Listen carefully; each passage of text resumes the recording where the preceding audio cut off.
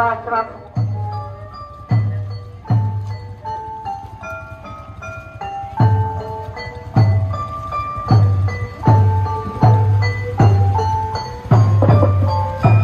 các bạn đã hè hòm hiện tại một bật tinh banang hai ngày đi chiếc ngày cho thamประเพณีจิตខ្មែរយើងដែលជាការសម្បត្តិយើងក៏អត់តែទៅមានការលើករបស់អឡោះអាឡៃជាថ្ងៃចូលឆ្នាំប្រពៃណីខ្មែរយើងជារៀងរាល់ឆ្នាំនេះហើយជាសញ្ញាមួយអង្គការទៅជួយទុកចិត្តរៀបចំការអង្គការទុកចិត្តរៀបចំការ Vâng các bạn, đây là đoàn diễu hành của chùa Sà Sim mới hướng đi công ty Mỹ Phong nha mọi người, đi vào khu vực thị trấn Trà Cú.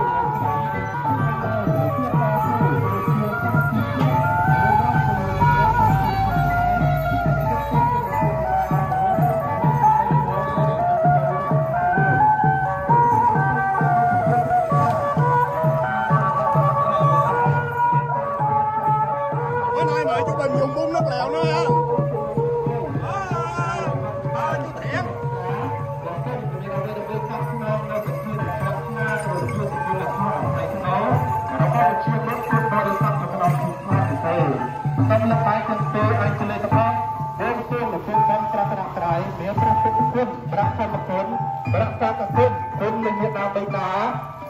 Điều đang trong bên lô cất thương, điều đang trong lại đá để miễn ốp ba đi xây, ai ở chưa trai bán nữa, và con chưa tao thay on lục này người ta, người ta đang sẽ đi sông sẽ đi cầm ráo, và tôi ta là tôi to cho ra tất cả đừng xem ba tập bơi không bơi miệng hỏi hàng, có ai đâu nữa ta biết.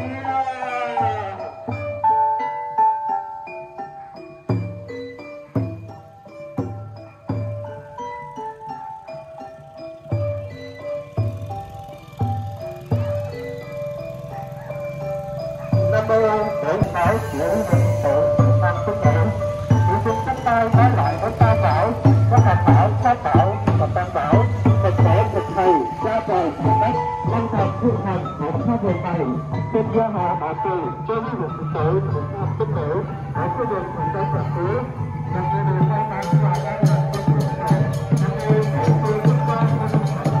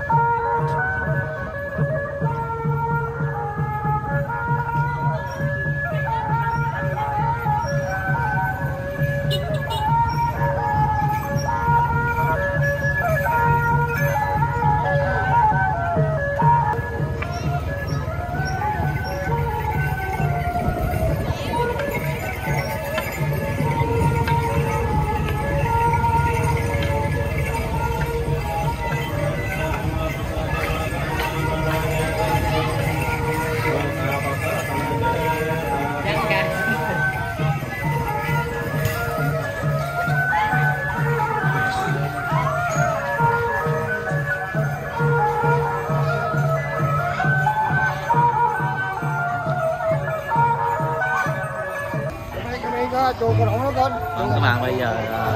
tới điểm của hàng năm như ở Bun đây khóm 1.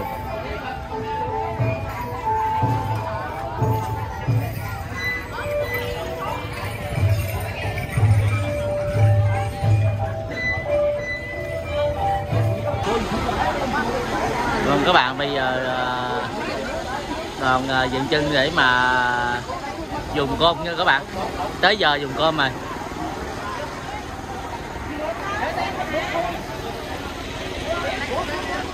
Đây là khóm 1.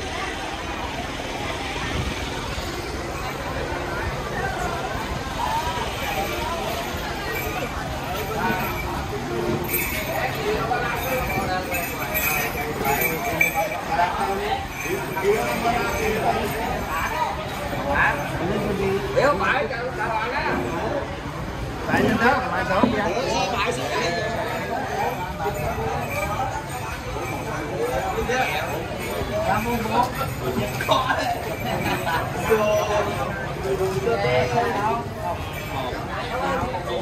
Anh em đang nghỉ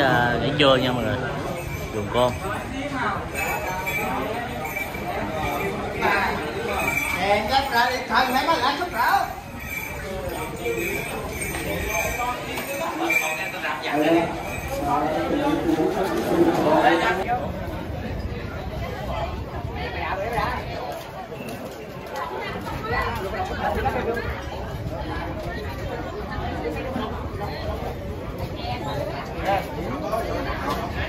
Tăng Bột Tăng Kê Sa Na Mya Mê Đại Cha Bột Tăng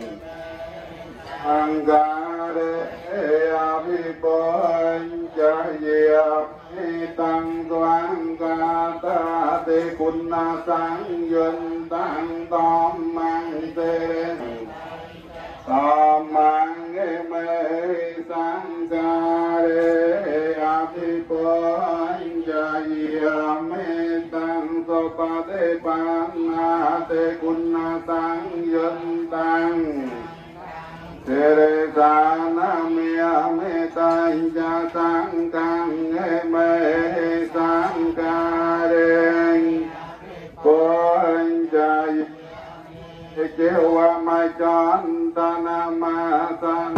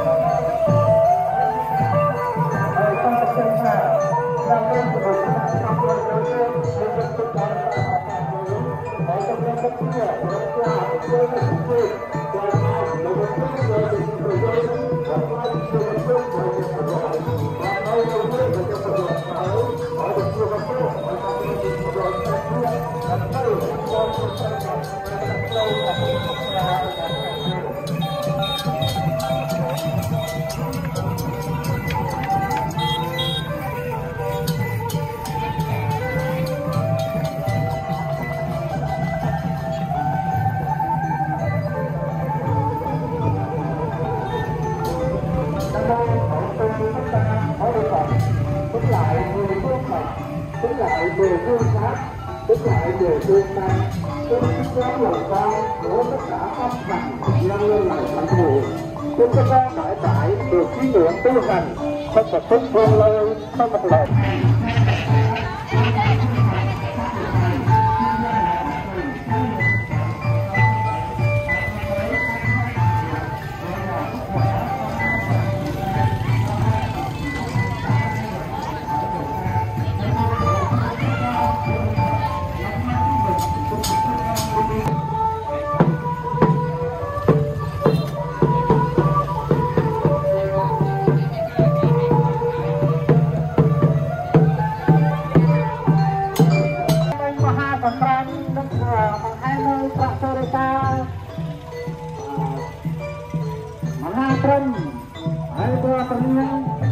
Tôi đã nak mai pada yang kau rekat teri, kau rekat pakai ini kau dah pakai ram tu.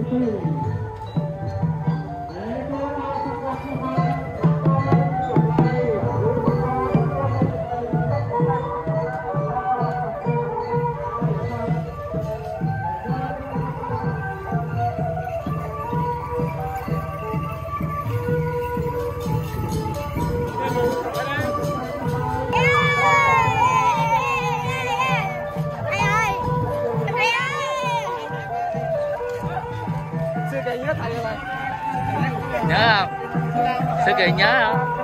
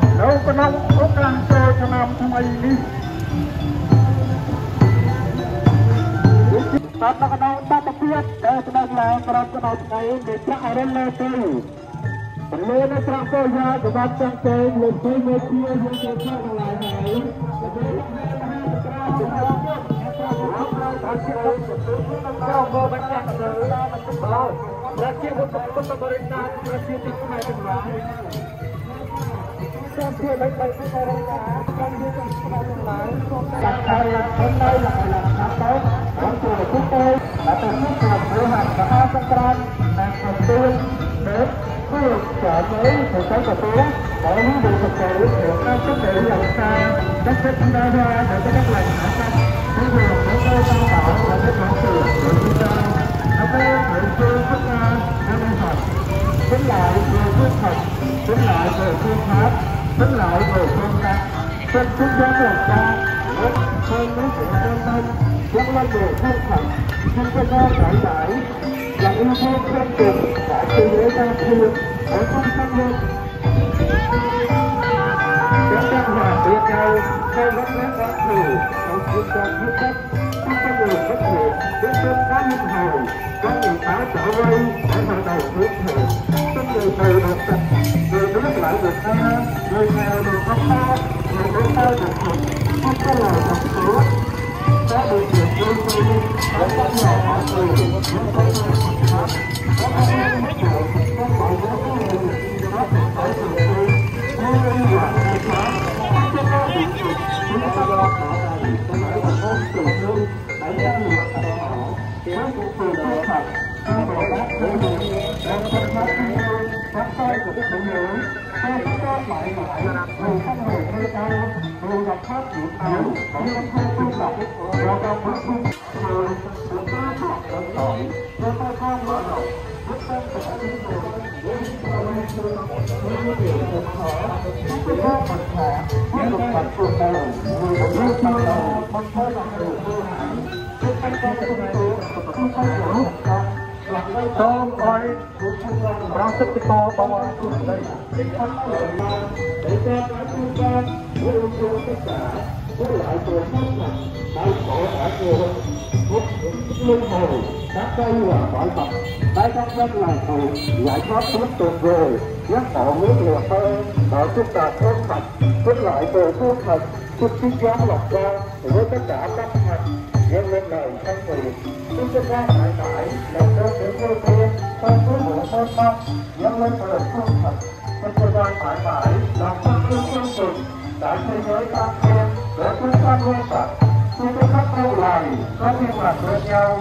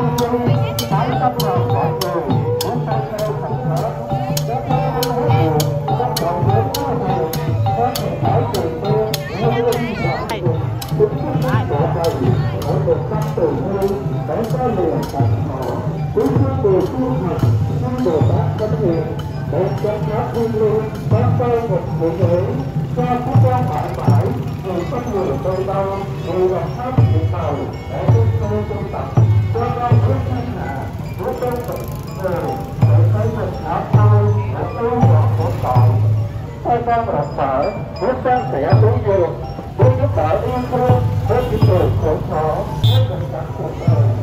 với những người yêu là người thương lại, chúng ta con